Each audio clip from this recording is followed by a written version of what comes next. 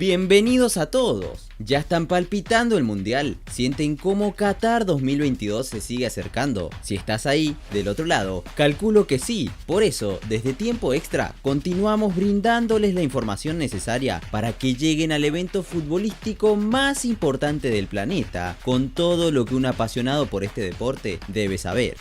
Hoy es el turno de Argentina, una selección que después de haber tocado fondo en 2018 parece haber regresado renovada y con un gran equipo, y si a eso le sumamos a Messi, no caben dudas que llegará a Qatar para pelear por todo y alzarse con su tercera Copa del Mundo. Pero antes de comenzar, si te gusta el fútbol y las historias del mundial, te invito a que te suscribas y hagas clic en la campanita. También puedes compartir esta información con tus amigos, ya que los videos que vienen van a ser un golazo y no se los pueden perder. Hoy te voy a contar sobre un equipo que surgió de sus propias cenizas para llegar a la próxima Copa Mundial de Fútbol sin las pesadas cargas de otros años, y con Messi. Antes, repasaremos su historia y luego cómo llega al Mundial. La Asociación del Fútbol Argentino es la más antigua de sus pares de Sudamérica y la octava del mundo. Argentina no solo fue el pionero de América en organizarse futbolísticamente, sino que en 1912 se convirtió también en el primero del continente en afiliarse a la FIFA. Los orígenes más remotos del fútbol en Argentina se remontan a 1840, cuando a través de los puertos de Buenos Aires llegaron familias inglesas que trajeron aquel deporte como su pasatiempo preferido, el cual comenzaron a practicarlo con una vejiga de vaca como pelota y un par de piedras para marcar los arcos. La construcción de ferrocarriles en Argentina propició la llegada de más británicos que formaron colonias y fundaron colegios para la educación de sus hijos, y el fútbol comenzó así un crecimiento, el cual jamás se detuvo. El 20 de julio de 1902, la selección argentina jugó su primer partido oficial. Fue ante Uruguay, en Montevideo, con triunfo de 6-0. En Buenos Aires jugó por primera vez el 13 de septiembre de 1903 ante el mismo rival y perdió 2-3. Los primeros títulos internacionales de los albicelestes fueron copas en las que solo participaba con Uruguay, hasta que en 1910 se realizó en la Argentina la Copa Centenario Revolución de Mayo, el primer torneo internacional de selecciones en Sudamérica en que participaron más de 2 selecciones nacionales. Argentina ganó sus 2 partidos, 5-1 a Chile y 4-1 a Uruguay, y así se consagró campeona de esta competencia sudamericana, antecesora de la mítica Copa América, de la cual hoy en día es el máximo ganador junto a Uruguay. Ambas selecciones acumulan 15 títulos cada una, dejando a Brasil tercero con 9 campeonatos. En cuanto a mundiales de fútbol, Argentina no solo participó del primer campeonato en 1930, sino que llegó a la final contra el anfitrión, Uruguay, la cual, después de ir ganando al cabo del primer tiempo 2-1, terminó perdiendo 2-4.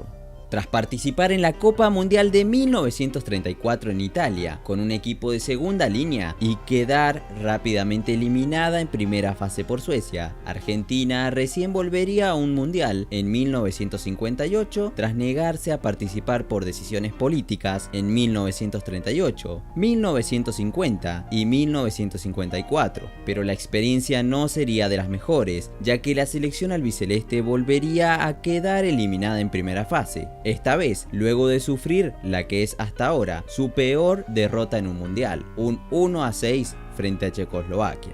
Luego de una nueva decepción en Chile de 1962, Argentina llegaría hasta los cuartos de final en Inglaterra de 1966, donde sería eliminado 0-1 por el anfitrión. El partido fue tan polémico que generó una especie de mito futbolístico, en donde se asegura que el mediocampista argentino, Antonio Ratín, al ser expulsado, estaba tan indignado con la decisión que demostró su disgusto sentándose en la alfombra roja, exclusivamente destinada a la reina de Inglaterra. Unos años después, Argentina tocaría fondo al no poder clasificar para México 1970. Hasta la fecha, se trata de la única ocasión en la que el albiceleste no consiguió clasificar a un mundial. Sí lo hizo en 1974, alcanzando la segunda ronda en la Copa del Mundo de Alemania y quedando eliminada contra la Holanda de Johan Cruyff. Y entonces, 4 años después de aquella participación, llegaría un mundial histórico para Argentina, no solo porque se convertía por primera y hasta ahora única vez en anfitrión, sino porque al fin conseguiría, después de tanta historia futbolística, el preciado título del mundo. Argentina, bajo la conducción técnica de César Luis Menotti, ingresó directamente al Grupo 1 de la Copa Mundial de 1978 como sede organizadora, acompañado por Francia, Italia y Hungría. En la primera fase derrotó 2-1 tanto a Hungría como a Francia. Luego llegaría una derrota ante Italia por 0-1. Pero aún así, Argentina se clasificaría para la segunda ronda, compartiendo un nuevo y difícil grupo junto a Brasil, Polonia y Perú. Tras una victoria de 2-0 frente a Polonia y un empate ante Brasil, Argentina, para convertirse en finalista, necesitaba de una victoria de al menos 4 goles de diferencia contra la eliminada selección de Perú. Así fue que en una recordada hazaña deportiva, los albicelestes superaron a los peruanos por un aplastante 6-0, llegando así a su segunda final de Copa del Mundo. Su contrincante sería la poderosa Holanda, el mismo país que en el anterior mundial lo había goleado 4-0.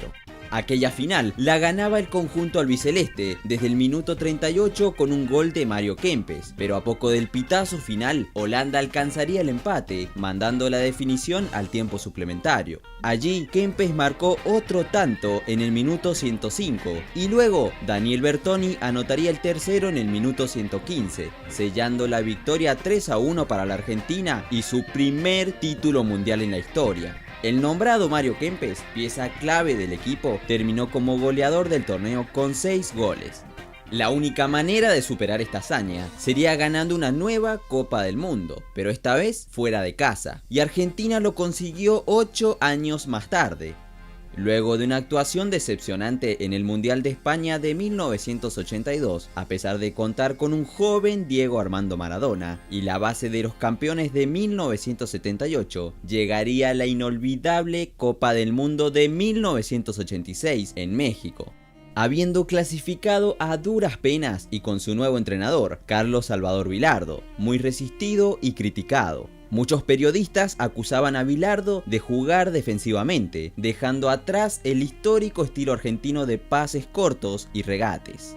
Nadie podía imaginar lo que pasaría en el Mundial. En la fase de grupos, Argentina superó 3-1 a Corea del Sur, empató frente a la recia Italia 1-1 y selló su clasificación a la siguiente ronda tras triunfar 2-0 ante Bulgaria.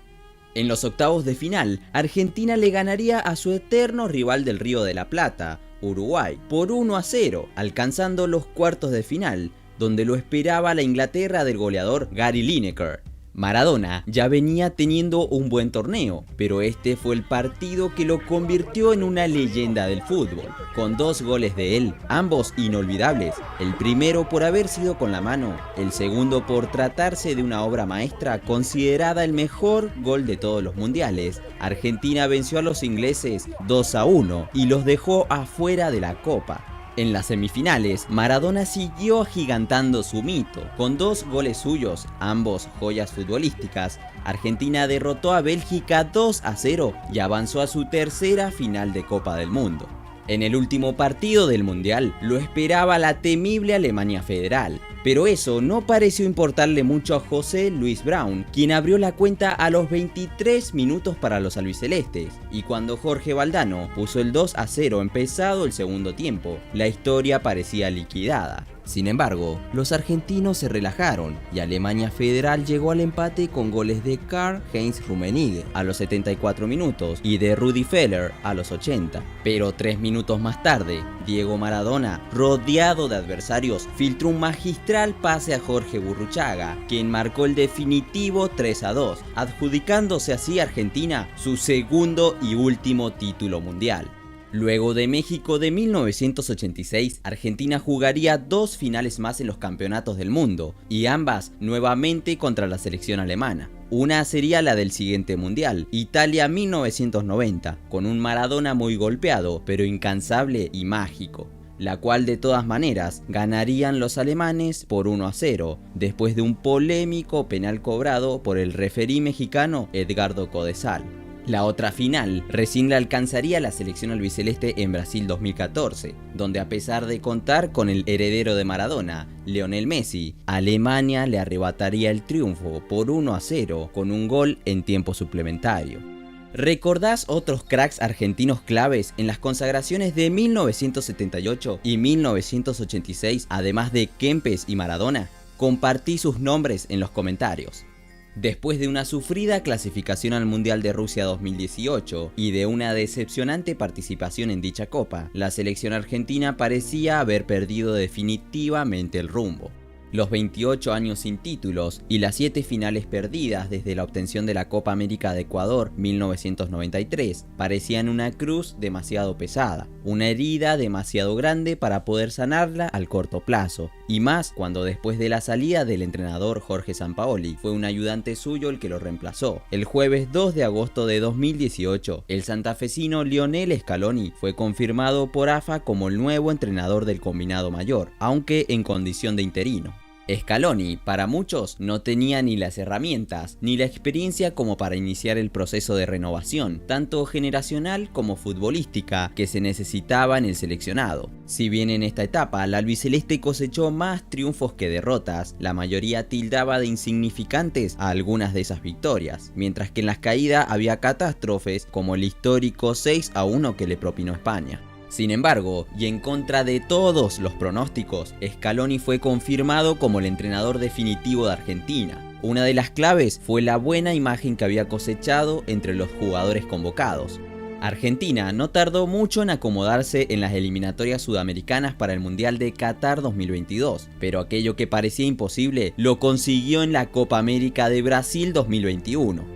El día en donde todo cambiaría para la selección gaucha sería el 10 de julio. Argentina y Brasil jugarían la final del torneo y para los albicelestes sería cielo o infierno. Podía ganarse el cielo consiguiendo un título importante después de tantos años derrotando a la temible selección carioca en su propia tierra, o podía hundirse en el infierno más profundo acrecentando la maldición y sumar una octava final perdida. Y Argentina al fin se ganó el cielo, y justamente de la mano de un dios como Lionel Messi y un ángel como el incansable Angelito Di María. Un golazo de este último sellaría el 1-0 final y la obtención de la Copa América. Con el pitazo del referí se cayó la pesada cruz que arrastraba Argentina, y se notó. Después de la obtención del título, Argentina se clasificó a Qatar sin ningún tipo de problemas, jugando un fútbol que recuerda sus mejores momentos en la historia. Esta vez encabezará el grupo C en la primera fase del Mundial de Qatar y se enfrentará ante Arabia Saudita, México y Polonia. También deberá ver de cerca al grupo que le sigue en caso de pasar a la siguiente ronda, por eso al final de este video les dejaré el análisis de algunos de ellos. El logro de la Copa América dio el puntapié para disputar la Copa de Campeones Conmebol UEFA, o conocida como la Finalísima. De un lado se encontraba Argentina y del otro el campeón de la Eurocopa 2020, Italia. El encuentro se dio en Londres, en el estadio de Wembley. Argentina selló el resultado ganando 3-0 con grandes actuaciones de Messi, Lautaro Martínez y Di María. Con esta victoria obtuvo su título oficial número 21 para su vitrina. Desde que Scaloni se hizo cargo de la selección argentina, intentó siempre construir jugadas con paciencia y dominar la posesión. El joven técnico prefiere la aplicación de una agresiva presión tras pérdida, con su equipo defendiendo en campo contrario y conservando una estructura 4-4-2. Cuando esa presión no es exitosa, busca forzar la posesión del rival hacia las bandas, sabiendo que sus dos líneas de 4 son efectivas a la hora de defender los centros que seguramente se producirán posteriormente. A veces, Scaloni prefiere usar un 4-3-3. Sin embargo, a pesar del cambio en el dibujo, persiste la búsqueda de forzar el balón hacia las bandas. Si pensamos en los jugadores claves del seleccionado argentino, es prácticamente imposible que el primer nombre no sea el de Lionel Messi. Lo sabe todo el mundo, es un super crack, un futbolista fuera de serie que a pesar de sus 34 años se sigue reinventando. Su abanico de recursos es diverso como el de pocos: posicionamiento, gran remate, reacciones rápidas y habilidad para correr con pelota dominada. También puede convertirse en el organizador del equipo, debido a su visión y rango de pases. Messi y Lautaro Martínez conforman la delantera preferida por Scaloni en la selección argentina, una sociedad en la que cada jugador ejecuta diferentes tareas ofensivas. El Toro se mantiene casi siempre adelantado y trabaja para disuadir a los defensores contrarios de avanzar, y a la Pulga se le da una gran libertad para participar en el juego desde zonas más retrasadas. Otra pieza elemental en el funcionamiento de la escuadra albiceleste es Rodrigo de Paul. El mediocampista del Atlético de Madrid es diestro, pero tiene la capacidad de desenvolverse con soltura, tanto en la banda derecha como en posiciones interiores. Es un jugador hábil tanto para llevar el balón como para atraer marcas, generando el espacio suficiente para que la jugada gane en peligrosidad. Además, su agilidad y entrega hacen que De Paul parezca estar en todos lados, consiguiendo ser durante casi todo el partido la rueda de auxilio permanente tanto para jugadores como Lo Celso y hasta el propio Messi en la gestación, como para Paredes y los centrales en la recuperación. La importancia de Rodrigo de Paul, además, trasciende lo estrictamente futbolístico, ya que gracias a su voz de mando, su sacrificio y la confianza que todos vuelcan en él, sobre todo Messi, lo han convertido en un verdadero líder. El mediocampista del Villarreal, Giovanni Lo Celso, a quien ya hemos nombrado, también es digno de destacar, ya que cuando él tiene un buen día en el campo de juego, toda la selección argentina lo tiene. La versatilidad de Lo Celso le permite desarrollar su juego en cualquier rol central del mediocampo. Su capacidad para girar en espacios limitados le permite asegurar el balón con su primer toque y girar rápidamente, haciéndose muy difícil para los rivales poder retenerlo. También es un jugador capacitado para encontrar soluciones. Si las líneas enemigas se mantienen compactas, Lo Celso opta por movimientos de asociación alejándose de la pelota para recibir en otros espacios. No podemos olvidar su amplio rango de pases, colocando con una vistosa facilidad balones muy incisivos a los delanteros. Y por último, ¿cómo no nombrar a Emiliano Dibu Martínez, el jugador que se supo ganar ese puesto tan especial como es el del arquero? Y lo consiguió no solo a base de su estupendo desempeño bajo los tres palos, sino que demostró tener ese carácter que se le pide a un guardameta de selección. Solo basta recordar la manera de intimidar a sus rivales en la ya mítica tanda de penales contra Colombia que definieron la semifinal de la Copa América 2021. El arquero del Aston Villa también demuestra su temple fuera del campo de juego. Como ejemplo, vale una de sus últimas declaraciones como réplica a los dichos de la mega estrella francesa, Kylian Mbappé, menospreciando el nivel del fútbol sudamericano. Dibu dijo al respecto lo difícil que era jugar en la altura de La Paz, en Ecuador con 30 grados o en Colombia donde no podés ni respirar. Ellos juegan siempre en canchas perfectas, mojaditas y no saben lo que es Sudamérica.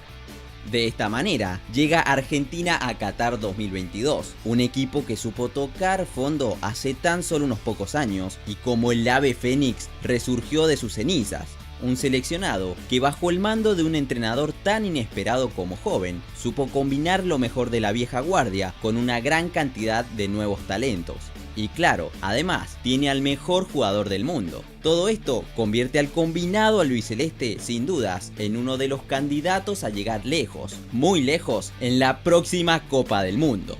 No olvides darle like al video si te gustó, suscribirte y activar la campanita. Y déjame en los comentarios de qué país te gustaría que hable en el siguiente video. También les dejo mis otros videos para que conozcan cómo juegan otras selecciones que disputarán el Mundial. Nos vemos en el próximo tiempo extra.